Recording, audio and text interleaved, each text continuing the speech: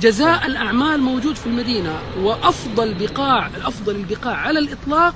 سيد عبد الله، آخر شيء وصلنا له إنه أطهر بقعة على وجه الأرض. أفضل بقاع الأرض، يقول القاضي عياض، أجمع العلماء على أن مكة والمدينة أفضل بقاع الأرض، واختلفوا في أفضلهما، يعني هل أفضل مدينة ومكة؟ السيوطي له كتاب الحجج المبينة في التفضيل بين مكة والمدينة.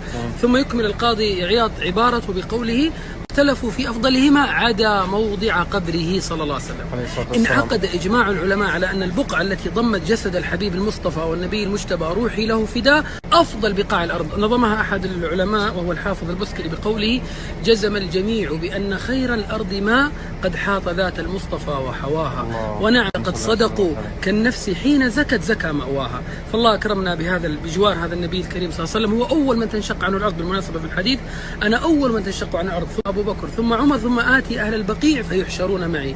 فلذلك الله يجعلنا وإياكم إن شاء الله كما أكرمنا بجوار الشفيع النطفة في البقيع بعد طول عمر وحسن عمل وخاتمة حسنة. سيد عبد الله، المدينة نعمة، الحمد لله، نعمة على ساكنها، أيوة، ونعمة على زوارها، على كل ونعمة على العالم، على الخريطة، على خريطة الأرض إنها موجودة. صحيح. المدينة، حدثنا كذا شوي عن الأدب في المدينة. لأنها رحمة للعالمين، العالمين كل ما سوى الله، الرحمة للعالمين. النبي صلى الله عليه وسلم: من المدينة خرج نور ليشرق ويغرب في مشارق. الأدب في المدينة، بالأدب تنال الرتب. الأدب أصلا أغلى من الذهب.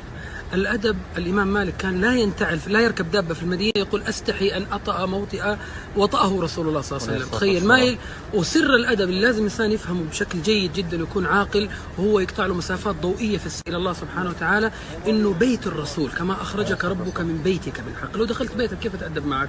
المدينة بيت الرسول. يقول ابن المفسرين: كما أخرجك ربك من بيتك بالحق، خروجه عليه الصلاة والسلام من المدينة إلى بدر. فتخيل أنك دخلت بيت النبي صلى الله عليه وسلم، فلا بد أن لمقامه في قلبك ومكانته لديك وفضله، ولمكانة الحبيب صلى الله عليه وسلم في قلوبنا وفضله علينا. بالمناسبة النبي صلى الله عليه وسلم له فضله عند الله وفضله عليك. سيدة عائشة دعا لها دعاء: اللهم اغفر لها ما قدم وأخرت، فرحت فرح شديد.